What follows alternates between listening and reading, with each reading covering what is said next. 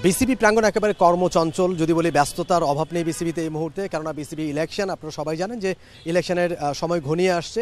6 তারিখে ইলেকশন হওয়ার কথা, তবে তার আগে বেশ কিছু প্রসিডিউর রয়েছে। যেমন গতকালকে যারা অভিযোগ গ্রহণ ছিল, আজকে শুনানি চলছে, 5টা পর্যন্ত শুনানি, এবং শুনানির যে এই অংশটা 2টা পর্বে শুনানি হয়েছে, এবং যারা যারা শুনানিতে অংশ নিয়েছিলেন অনেকে আমাদের সাথে কথা বলেছেন, এবং যে কয়েকজন কথা বলেছেন প্রত্যেকেই কিন্তু প্রশ্নের আঙ্গুল তুলেছেন বিসিবির দিকে যে এবারে নির্বাচনটা আসলে তাদের মন মতো হচ্ছে না, কিংবা তাদের মন মতো বলতে এই জিনিসটা আসলে ঠিক নয় যে নির্বাচন আসলে নির্বাচনের মতো হচ্ছে না। প্রত্যেকেই নির্বাচনে প্রশ্ন তুলেছেন এবং প্রত্যেকেই বলেছেন যে এবার যত বেশি সমালোচনা হচ্ছে, এর আগে নির্বাচনগুলোতে এরকম সমালোচনা শোনা যায়নি, বা এত বেশি আসলে এই নির্বাচনে কাটাছেঁড়া কিংবা অনিয়ম যেগুলো তুলছেন, যে প্রত্যেকটা ক্ষেত্রে অনিয়ম তারা দেখাচ্ছেন, সেই বিষয়গুলো এর আগে নির্বাচনগুলোতে ছিল না। এবং আজকে একটা সারাদিন এখানে অনেকেই আমরা ছিলাম, অনেক সাংবাদিকরা এখানে ছিলেন, এবং আমাদের সাথে জনাব শামীম চৌধুরী সিনিয়র সাংবাদিক, তিনি আসলে ছিলেন Walton switch, stylish and elegant, এবং খুব কাছ থেকে অবজার্ভ করেছেন বিষয়গুলোকে, এবং প্রত্যেকের বক্তব্য তিনি শুনেছেন। আমরা আসলে তার সাথে একটু কথা বলতে চাই, আসলে তিনি কিভাবে নির্বাচনটাকে দেখছেন। শামীম ভাই, গেল কয়েকদিন থেকেই কিন্তু আপনি এই নির্বাচনের সঙ্গে সম্পৃক্ত খবরাখবর সংগ্রহ করছেন এবং সেগুলো আপনার মানুষকে জানানোর চেষ্টা করছেন। আজকে শুনানি হয়ে গেল, কি হচ্ছে আসলে? এই যারা শুনানিতে অংশ নিয়েছিলেন, বেশ কয়েকজনের সাথে আমরা কথা বলেছি, রফিকুল ইসলাম বাবু কথা বলেছেন, তারা কিছুক্ষণ আগে তামিম ইকবাল খান কথা বললেন। তারা যেই অভিযোগগুলো তুলেছেন, তারা বলছেন যে নির্বাচন স্বচ্ছ হচ্ছে না, কেউ কেউ বলছেন যে নির্বাচন অনেক বেশি নোংরামি হচ্ছে, বা অনেক বেশি প্রশ্নবিদ্ধ নির্বাচন হতে যাচ্ছে। আপনিও কি আসলে একমত এগুলোর সাথে, বা আপনিও কি এই ধরনের কিছু দেখছেন? দেখুন, এখানে কিন্তু দুইটা ইস্যু দাঁড়িয়েছে। সেটা হলো কি, খসড়া ভোটার তালিকা টানানোর পরে কিন্তু অভিযোগগুলো আসছে।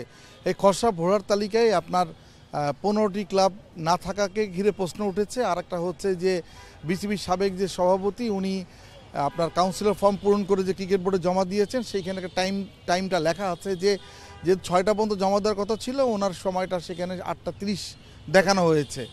যেটাকে ঘিরেই, এই দুইটা ইস্যুকে ঘিরেই কিন্তু আপত্তি। এবং যত ধরনের, আপনি দেখেন ফারুক ভাই যে কেন উনি বিলম্বে ওনার সাবমিট করার পরও ওনারটা গৃহীত হলো কাউন্সিলর ফর্ম, সেটা নিয়ে কিন্তু ঢাকার ক্লাব ক্রিকেট 12টি ক্লাব ওনার অভিযোগ করেছে সেই তার বৈধতা নিয়ে, কাউন্সিলরশিপের বৈধতা নিয়ে। আর একটা হচ্ছে যে 15টি ক্লাব সংক্ষুব্ধ হয়েছে, যারা আপনার থার্ড ডিভিশন কোয়ালিফাই ধাপ পেরিয়ে যারা রিসেন্ট আসছে, আপনি এখন সিডিএমের বিভিন্ন ধাপের লিগে খেলছে, তাদের আপনার কাউন্সিলরশিপ দেওয়া হয়নি। তাদের ক্লাবগুলোর নাম আছে, কিন্তু তাদের কাউন্সিলরশিপের যে ব্যক্তিগত নামগুলো সেখানে উজ্জ্ব রাখা হয়েছে। এটা হচ্ছে একটা নির্বাচন কমিশন ওইখানে আবার একটা নোটও করেছে, ক্রিকেটের বৃহত্তর স্বার্থে এই সিদ্ধান্তটা নিল, এবং তাদেরকে প্রয়োজনীয় কাগজপত্র উপস্থাপন করে জমা দিয়ে শুনানিতে তাদেরকে ডাকা হয়েছে। এইটা হচ্ছে অভিযোগ। এই 15টি ক্লাবের পক্ষ থেকে আপনি জানেন যে বেশ কিছু ক্লাব এসে কথা বলেছে, এবং কথা বলেছে, তাদের আইনজীবীও আসছে। 3 জন আইনজীবীকে আমরা দেখলাম একটু আগে, গণমাধ্যমকে সাক্ষাৎকার দিলেন। তাদের কথা হচ্ছে, যেহেতু তারা লিগে বেশ কয়েক বছর ধরে খেলছে, নিয়মিত ক্রিকেট বোর্ড থেকে তাদেরকে অনুদান দেওয়া হয়, প্রত্যেক বছর লিগ শেষে তাদের যে আপনার পয়েন্ট টেবিলে তাদের নাম সংরক্ষণ করা আছে, তাদের অবস্থানটাও জানিয়ে দেওয়া হয়েছে, এবং তাদেরকে কাউন্সিলর থামাই, এবং যে লিগের আপনি কথা বলছেন যে তাদের নামও রয়েছে, সেই লিগের অনুমোদন তো বিসিবি দিয়ে থাকে, অর্থাৎ বিসিবির আন্ডারেই তো সেই লিগ হয়ে থাকে। হ্যাঁ, সিজিডিএমের আওতাভুক্ত তারা। সিজিডিএমের আওতাভুক্ত শুধু নয়, তারা সিজিডিএম থেকে যে পারিতোষিক, যেটা অর্থ আপনার যে অ্যানুয়াল গ্রান্ট যেটা দেয়, ফিনান্সিয়াল গ্রান্ট, সেই গ্রান্টও তারা পেয়ে থাকে। যার কারণেই তারা একটা যৌক্তিক দাবি রাখতেই পারে যে আমাদের কাউন্সিলরশিপকে কেন রহিত করা হবে, তাই না? তারা সেই জন্যই আসছেন। সেখানে তার প্রয়োজনীয় কাগজপত্র, আপনি জানেন যে দুদক একটা এনফোর্সমেন্ট টিম, একটা আপনার তাদের একটা রিপোর্ট দিয়েছে এনফোর্সমেন্ট টিম, সেই রাজু সাহেবের নেতৃত্বে একটা এনফোর্সমেন্ট টিম আসছিল গত এবছরের এপ্রিলে, তাদেরই একটা রিপোর্ট। সেই রিপোর্টের প্রেক্ষিতে কিন্তু এই বর্তমানের যে পরিস্থিতি অবতারণা হয়েছে, সেখানে এখন যেটা ক্রিকেট বোর্ড এটাকে আবার কোর্টে ঠেলে দিয়েছে, নিজেরা না দিয়ে কোর্টে ঠেলে দিয়েছে নির্বাচন কমিশনকে, যে নির্বাচন কমিশনই এখন এইটা চূড়ান্ত ফয়সালা করবে তারা এই কাউন্সিলরশিপ পাবে কিনা। এবং তাদের যে বলা হয়েছে, তাদের গঠনতন্ত্র, তারপরে তাদের ক্লাবের অ্যাড্রেস, ক্লাবের সকল ডকুমেন্টস, রেজুলেশন পেপারস, এগুলো নিয়ে এসে আজকে শুনানিতে অংশগ্রহণ করার জন্য। এবং আমি যা ব্যাখ্যা শুনলাম আপনার আইনজীবীদের মুখ থেকে, তারা যদি কাউন্সিলরশিপ তাদেরকে দেওয়া না হয়, তাহলে তারা আইনগত পদক্ষেপ নেবেন। তারা কিন্তু এটা পরিষ্কারভাবে বলে জানিয়ে গেছেন। অর্থাৎ ক্রিকেট বোর্ড কিন্তু আমরা জানি যে আগামীকাল 4:30টার সময় নির্বাচন কমিশন খসড়া ভোটার তালিকা, এখন চূড়ান্ত ভোটার তালিকা প্রকাশ করবে, টানিয়ে দেওয়া হবে। এই চূড়ান্ত ভোটার তালিকায় যদি আপনি এই 15টি ক্লাবের নাম না থাকে, সেহেতু তারা আইনের আশ্রয় যাবে, উচ্চতর আদালতে যাবে, এটা তারা বলেই গিয়েছেন, তাই না? আমাদেরকে এখন সেই দিক পর্যন্ত অপেক্ষা করতে হবে আসলে কোন দিকে গড়ায়। কিন্তু আমার এখানে একটা প্রশ্ন আপনার কাছে, যে এটা কি আসলে এই যে ক্লাবগুলোকে বাদ দেয়া, সেই এখতিয়ার কি নির্বাচন কমিশন রাখে কিনা? যেখানে দুদক কিন্তু অনুসন্ধান করেছে এই ক্লাবগুলোর এগেনস্টে হয়তো দুর্নীতির প্রমাণও তারা পেয়েছে, কিন্তু তারাও শাস্তি দিতে পারেনি, অর্থাৎ আদালতও শাস্তি দিতে পারেনি। এই শাস্তি দেয়া কিংবা ব্যান করার এখতিয়ার রাখে বিসিবি, যতটুকু জানি আমরা। কিন্তু সেখানে আমরা দেখলাম যে এই 15টা ক্লাবকে বাদ দিলে হচ্ছে নির্বাচন কমিশন। তারা কি সেটা পারে কিনা? বিসিবি কি শেষ মুহূর্তে এসে নিজেদের মতো আইন তৈরি করে সেই এখতিয়ারটা ইসিকে দিতে পারে কিনা? এখন যেটা হচ্ছে, আপনি যেটা বলতে যাচ্ছেন সেটা তো যেটা সবাই গেস করতে, সেটা হচ্ছে যে কোনো না কোনোভাবে তো পরোক্ষভাবেই হোক প্রত্যক্ষভাবে হোক কোনো না কোনোভাবে প্রভাবিত নির্বাচনই তো আমরা দেখতে পাচ্ছি এটা, তাই না? হয়তোবা সেখানেই রাষ্ট্রযন্ত্রের কোথাও মাধ্যম দিয়ে আপনার হয়তোবা চাপ আসছে বা কোনো ধরনের নির্দেশনা আছে যে এই 15টি ক্লাবকে রাখা আদৌ সমীচীন হবে কি না। হতে পারে এটা একটা কারণ এই 15টি ক্লাবের যে তাদের যে আপনার যে উদ্ভব এইটা নিয়েও কিন্তু কিছুটা প্রশ্ন ছিল। সেই প্রশ্নটার কারণেই কিন্তু আপনার দুদক একটা নোট দিয়ে গেছে। দুদক পারে না বলেই তারা বিসিবির কোর্টে ঠেলে দিয়েছে। আর বিসিবিও পারে নাই, কারণ কি আপনি বিসিবিকে আইনগতভাবে পারবেও না, কারণ তারা নিয়মিত লিগ খেলছে। প্রত্যেকটা লিগ শেষে তারা যথাসময়ে তারা তাদের যে প্রয়োজনীয় ডকুমেন্ট যেগুলো সাবমিট করছে সেখানে পয়েন্ট তালিকায় তাদের নাম আছে। কিন্তু এইখানে একটা প্রশ্ন আছে, সবশেষ যে বোর্ড মিটিং বা দ্বিতীয় যে বোর্ড মিটিংটা হয়েছে, ওই বোর্ড মিটিংয়ে কিন্তু বিসিবি পরিষ্কার করেই বলেছে যে এই ক্লাবগুলোর এগেনস্টে এলিগেশনস থাকলেও তারা ভোটে অংশগ্রহণ করতে পারবে, এরকম একটা কথা কিন্তু উঠেছিল, সেটা আপনিও জানেন। হ্যাঁ, তাদের কাউন্সিলরশিপ দেওয়া হয়েছে, কিন্তু তাদের কাউন্সিল যেটা আইনজীবী বললো ফর্মও দেওয়া হয়েছে, তাদের ফর্ম দেওয়া হয়েছে বলেই তো তারা ওই যে 15টা ক্লাব থেকে তাদের কাউন্সিলর নাম প্রেরণ করেছে, এবং ওই নাম প্রেরণটা ক্রিকেট বোর্ডের থেকেই, কিন্তু ক্রিকেট বোর্ড কিন্তু আপনি চূড়ান্তভাবে ভোটার লিস্ট তৈরি করার আগে ক্রিকেট বোর্ড থেকে কিন্তু অনুমোদন হয়েছে। আপনি খেয়াল করে দেখবেন এখানে লেখা আছে, ক্রিকেট বোর্ডের সর্বশেষ সবাই কিন্তু কাউন্সিলরদের নাম অনুমোদন করেই নির্বাচন কমিশনকে দেওয়া হয়েছে। নির্বাচন কমিশন কিন্তু এই তালিকাটা তৈরি করে নাই।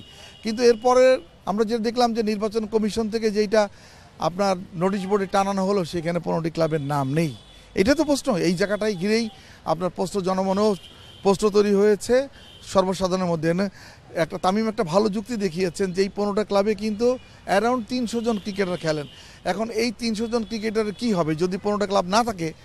তাহলে তো 300টা ক্রিকেটারের ভাগ্য অনিশ্চিত হবে। তামিম, আপনি জানেন যে তামিম কিন্তু এই বাংলাদেশের যে এখন এই বর্তমান প্রজন্মের ক্রিকেটার এবং যারা ক্রিকেটারদের সংগঠন কোয়াব আছে, তার কিন্তু নেপথ্য থেকে কিন্তু তামিম নেতৃত্ব দিচ্ছেন।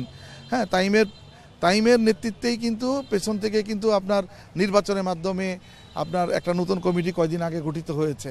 সুতরাং এখন কোয়াবও হয়তো সংক্ষুব্ধ হতে পারে। তারা যেই তামিম যে কথাগুলো বলে গেল, যদি 300 ক্রিকেটারের ভাগ্য নির্ধারিত হয়ে যায় এই আপনার এই ক্রিকেট বোর্ডের নির্বাচনকে সামনে রেখে, এবং সেটা যদি তারা রুটি রুজির থেকে বঞ্চিত হয়, সেক্ষেত্রে কোয়াব যে বসে থাকবে না, কোয়াব যে বিকল্প একটা কিছু করবে, আন্দোলনমুখী হবে, আইনের আশ্রয় নেবে, এরকমই স্বাভাবিক। একেবারে শেষ প্রশ্ন, এখন আসলে আপনি আপনার দৃষ্টিতে আসলে কি দেখতে পাচ্ছেন? নির্বাচনটা আসলে কোন দিকে যাচ্ছে? আদৌ কি নির্বাচন হবে নাকি আইনি জটিলতায় পড়তে যাচ্ছে? আপনি কি ভাবছেন এটা নিয়ে? দেখুন, জেলা বিভাগীয় ক্রীড়া সংগঠক পরিষদের থেকে 4 জন, দ্যাট মিনস হচ্ছে 4টি জেলার 4 জন কাউন্সিলর, যারা কাউন্সিলরশিপ ফর্ম আপনার ডিসির মাধ্যমে পূরণ করে ক্রিকেট বোর্ডে জমা দিয়েছিল, তাদের কিন্তু একটা মামলা চলমান আছে। যাদের মামলাটা ছিল হাইকোর্টের রিট ডিভিশনে, তারা মামলা করেছিলেন, এবং রিট ডিভিশনে তাদের মামলা গৃহীত হওয়ার পরে 10 দিনের কিন্তু একটা রুল নিশি জারি করা হয়েছে ব্যাখ্যা চেয়ে ক্রিকেট বোর্ডের কাছে। পাশাপাশি আপনার এই যে বিসি প্রেসিডেন্টের চিঠিটা যেটা যুব ক্রীড়া মন্ত্রণালয়কে দেওয়া হয়েছে, সেই চিঠিটার কার্যকারিতা নিয়েও প্রশ্ন তুলেছেন কিন্তু আদালত। পরবর্তী দেখতে পেলাম আপিল বিভাগ আবার ওই আদেশের উপর স্থগিতাদেশ দিয়েছে। সুতরাং এখন একটা অবস্থা যে মামলা কিন্তু নিষ্পত্তি হয়নি। আমরা যতটা জেনেছি আইনজীবীর মাধ্যমে, সেটা হচ্ছে যে আগামী রোববারে এই মামলাটা উঠতে পারে আদালতে, আপনার আপিল বিভাগে যদি মামলা ওঠে, এবং সেখানে যদি একটা ইনস্ট্রাকশন আপিল বিভাগ থেকে যদি নির্দেশনা দেওয়া হয়, সেই পর্যন্ত আমাদের অপেক্ষা করতে হবে। কারণ আপনি ওই 53 জন কাউন্সিলর যারা আপনার ডিসি থেকে অনুমোদন নিয়ে ক্রিকেট বোর্ডে জমা দিয়েছিল, তাদের কিন্তু কাউন্সিলরশিপ এখন রাখা হয়নি তাদের অধিকাংশ ক্ষেত্রে। সেটা হলো ক্রিকেট বোর্ডের প্রেসিডেন্ট একটা নির্দেশনা দিয়েছিল যুব ক্রীড়া সচিবকে, সেটা হচ্ছে যে এডহক কমিটি থেকেই আপনার যেটা কাউন্সিলর প্রেরণ করতে হবে, যেটা হচ্ছে ক্রিকেট বোর্ডের যে বিদ্যমান গঠনতন্ত্র এর সাথে সম্পূর্ণ সাংঘর্ষিক। এই গঠনতন্ত্রের কোথাও এই কথা লেখা নেই। আরেকটা দেখেন, এখানে কিন্তু দুটো পয়েন্ট মিস করেছেন, সেটা হলো তামিমের বিরুদ্ধে কিন্তু একটা অভিযোগ আছে যে তামিম যেই প্রক্রিয়ায় ওল্ড ডিউসেস ক্লাব থেকে আপনার কাউন্সিলর হয়ে আসছেন সেই প্রক্রিয়াটা যথাযথ কিনা, এটা আপনি গতকাল অভিযোগটা তুলেছিলেন সাবেক ক্রিকেটার হালিম শাহ। সেখানে তারা কিন্তু কতগুলা ধারা উল্লেখ করেছে, 9-এর 9.1-এর ক, খ এবং উমো, এই তিনটা ধারার সাথে আমি মিলিয়ে দেখলাম যে না, তামিমের কাউন্সিলরশিপ এই তিনটা ধারাতে কিন্তু রহিত করতে পারবেন না আপনি। কারণ তামিম একটা প্রক্রিয়ার মাধ্যমে, তামিম কিন্তু ওল্ড ডিউসেস ক্লাবের নিজেই জয়েন্ট সেক্রেটারি এবং তামিমকে ওইখানে কিন্তু ওল্ড ডিউসেস ক্লাব থেকে প্রতিনিধিত্ব করেই ক্রিকেট বোর্ডে পাঠানো হয়েছে। 1, 2 হচ্ছে যে আপনি এখানে যে সাবেক ক্রিকেটার কোনো অবসর না নিয়ে আপনার করতে পারবেন না, ক্রিকেট বোর্ডে নির্বাচন করতে পারবেন না বা কাউন্সিলর হতে পারবেন না, এমন সুনির্দিষ্ট কোনো ব্যাখ্যাও এই জায়গাটা নেই। ওই যেই ধারাগুলো ক্লেম করছে, একটা ধারাতে আছে যে আপনাকে সাবেক ক্রিকেটার এবং কাউন্সিলর কিন্তু সাবেক ক্রিকেটার এবং আপনার সংগঠক হতে হবে, কিন্তু যে তিনটা ধারা স্পেসিফিক করা হয়েছে তিনটা ধারার মধ্যে কিন্তু উল্লেখ নাই। অর্থাৎ তামিম ওই তিনটা ধারা বলেই কিন্তু তামিমের বিরুদ্ধে আনিত অভিযোগ প্রমাণিত হয় নাই। আর আমরা যেটা জানতে পেরেছি, তামিমের অভিযোগটাও গৃহীত হয়নি। আর একটা ব্যাপার আছে যে সেটা হলো কি, যে আপনি বিসিবির সাবেক সভাপতি জনাব ফারুক আহমেদ, উনি যে ওনার যে কাউন্সিলরশিপ ফর্মটা অ্যাকসেপ্ট করেছে 8:30 অর্থাৎ 2 ঘন্টা 30 মিনিট পরে, এইটা নিয়েও কিন্তু অভিযোগ আছে 12টি ক্লাবের। সেখানে কিন্তু জনাব ফারুক সাহেবের আমি ব্যক্তিগতভাবে কথা বলে যে জানছি যুক্তি আছে। উনি যে যুক্তি দেখাতে চেষ্টা করেছেন সেটা হচ্ছে যে আপনি জানেন যে 4টি ক্লাবের ভাগ্য নির্ধারিত হয়েছে, সেটা হয়েছে আপনি যেই দিন জমা দেওয়ার কথা সেই দিন 6টার পরে। অর্থাৎ আপনি অলরেডি আপনি কাউন্সিলর ফর্ম জমা দেওয়ার সর্বশেষ টাইম লিমিটটাও কিন্তু ক্রস হয়ে গিয়েছিল, যার কারণে ওনাকে 9টা পর্যন্ত সময় দেওয়া হয়েছিল। ওই 4টে ক্লাবের একটি ক্লাবের প্রতিনিধিত্ব কিন্তু উনি করছেন, যে ওনাকে সময় দেওয়া হয়েছিল যে 9টার মধ্যে জমা দিতে হবে, উনি 8:30 জমা দিচ্ছেন। এটা হচ্ছে ওনার আপনার যুক্তি। এখন দেখা যাক, এখন তো আপনি নির্বাচন কমিশন আছে, কিন্তু ফুল প্লেজের নির্বাচন কমিশন ছিল, তারা 3 জনই নির্বাচন কমিশন আজকে শুনানি নিয়েছেন। এখন এই ব্যাখ্যাগুলো তো ওনাদের মুখ থেকে পাবো না, কিন্তু খসড়া ভোটার তালিকা থেকে যখন চূড়ান্ত ভোটার তালিকায় আপনার লিস্টটা যাবে তখন বোঝা যাবে আসলে সিদ্ধান্তগুলো কি হয়েছে। সে পর্যন্ত সবাইকে অপেক্ষা থাকতে হবে। থ্যাংক ইউ শামীম ভাই, থ্যাংক ইউ সো মাচ। যেটা আসলে কথা বলে এখন বোঝা যাচ্ছে, যেহেতু বিষয়গুলো ইচ্ছাকৃতভাবেই হচ্ছে, সেটা এখন আর আসলে গোপন কিছু নয়। যেই নিয়মগুলো চেঞ্জ করা হচ্ছে কিংবা গঠনতন্ত্র পরিপন্থী যে কাজগুলো করা হচ্ছে, সেটা অনেকটা আসলে এই নির্বাচনটাকে কোনো একটা পক্ষকে সুবিধা দেওয়ার জন্য, সেটা এখন একেবারে পরিষ্কার, দিনের আলোর মতো পরিষ্কার। যেহেতু ইচ্ছাকৃতভাবেই করা হচ্ছে, সুতরাং এই অভিযোগগুলো আসলে যে টিকবে না সেটা কিন্তু অনেকটা পরিষ্কার, এবং শেষ পর্যন্ত বিষয়গুলো আদালত পর্যন্ত যাচ্ছে, একটা জটিলতা তৈরি হতে যাচ্ছে, এবং আসলে ইলেকশনটা শেষ পর্যন্ত ঠিকঠাক মতো হবে কিনা তারই এখন একটা বড় প্রশ্ন উঠে গেছে। যদিও বা আগামীকালকে শুক্রবার সরকারি ছুটির দিন, শনিবারও আসলে ছুটির দিন, এরপরে পুজোর ছুটি শুরু হয়ে যাচ্ছে, সুতরাং স্পেশাল বেঞ্চ বসিয়ে হয়তো এগুলোর একটা রফা দফা করতে হবে, এবং ততক্ষণ পর্যন্ত সময় থাকবে কিনা। আরও একটা বিষয় বলে রাখি, বর্তমান যে কমিটি যারা বিসিবি পরিচালনা করছেন, এই কমিটির মেয়াদ কিন্তু 7 তারিখ পর্যন্ত, আগামী মাসের 7 তারিখ পর্যন্ত। অর্থাৎ 6 তারিখে যদি ইলেকশন হয় তাহলে তো হয়েই গেল, আর যদি ইলেকশন না হয় 7 তারিখ পার হলেই কিন্তু তখন নতুন কমিটি গঠন করতে হবে, অ্যাডহক কমিটি গঠন করতে হবে। সুতরাং সব কিছু মিলিয়ে এখন যেটা মনে হচ্ছে যে একটা জটিল পরিস্থিতির দিকে এগিয়ে যাচ্ছে সব কিছু, যেহেতু এত বেশি প্রশ্ন উঠছে, এত বেশি আসলে কথা শোনা যাচ্ছে, এত বেশি সমালোচনা শোনা যাচ্ছে এবারের নির্বাচনকে ঘিরে, এবারের ইলেকশনকে ঘিরে। শেষ পর্যন্ত আসলে যেটা মনে হচ্ছে যে আসলে ভালো কোনো কিছু এখন পর্যন্ত মনে হচ্ছে না, এবং এখানে বেশ কয়েকটা পক্ষ তৈরি হয়ে গেছে। আসলে শেষ পর্যন্ত কি হবে সেটার জন্য আগামীকাল পর্যন্ত আসলে আমাদেরকে অপেক্ষা করতেই হচ্ছে।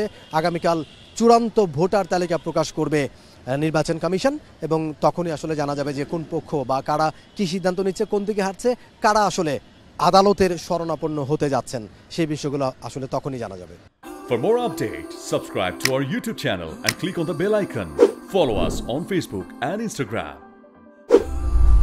Download T-Sports app to enjoy exciting games and highlights. Visit tsports.com.